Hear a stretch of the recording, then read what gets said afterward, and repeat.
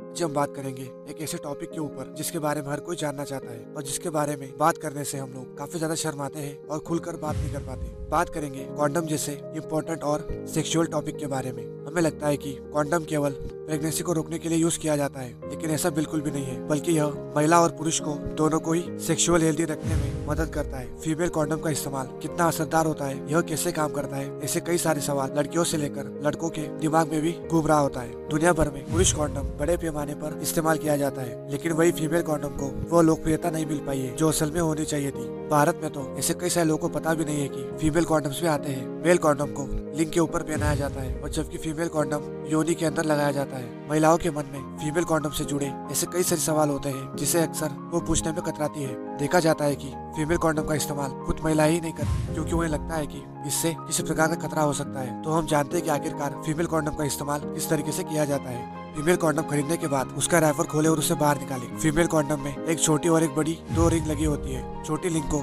नजदीक लाकर दबाएं और योनि के अंदर डालें, और जो बड़ी रिंग होती है वो वेजाइना की ओपनिंग को कवर करने का काम करती है। और फिर इंटरकोर्स करते समय ध्यान रखें कि लिंग फीमेल कॉन्डम के अंदर ही जाए, ना कि कॉन्डम के आसपास। फिर सेक्स के बाद बड़ी रिंग को खींचकर कॉन्डम को योनि से बाहर निकालें। फिर कॉन्डम में गांठ लगाकर उसे पेपर में लपेटकर कूड़ेदान में फेंक दें। इस तरीके से हम फीमेल कॉन्डम का इस्तेमाल कर सकते हैं। तो फिर इसी में हम जानते हैं कि आखिरकार फीमेल कॉन्डम इस्तेमाल करने के फायदे क्या क्या है। यह अनचाही प्रेगनेंसी से बचाता है। यह पुरुष और महिला दोनों को ही यौन संचालित रोगों से बचाता है। फीमेल कॉन्डम का इस्तेमाल करने से कोई भी गंभीर साइड इफेक्ट नहीं होता।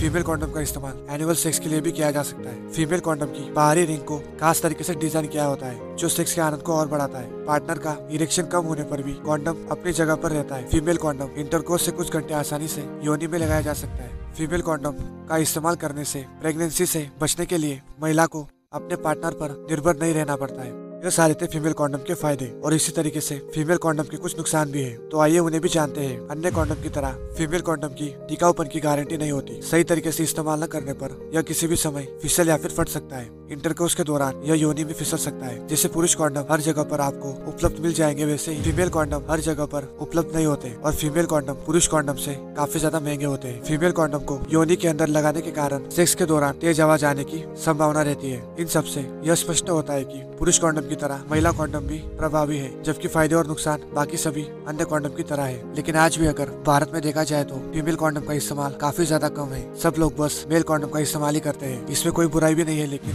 फीमेल कॉन्डम के बारे में भी हम लोगों को पता होना चाहिए, क्योंकि यह भी काफी ज्यादा सुरक्षित है। और अगर आपको ये वीडियो पसंद आया हो तो इस वीडियो को एक लाइक जरूर कर दीजिए, और साथ ही साथ मेरे चैनल को सब्सक्राइब भी कर दीजिए। आपका यहाँ तक वीडियो देखने के लिए बहुत बहुत धन्यवाद।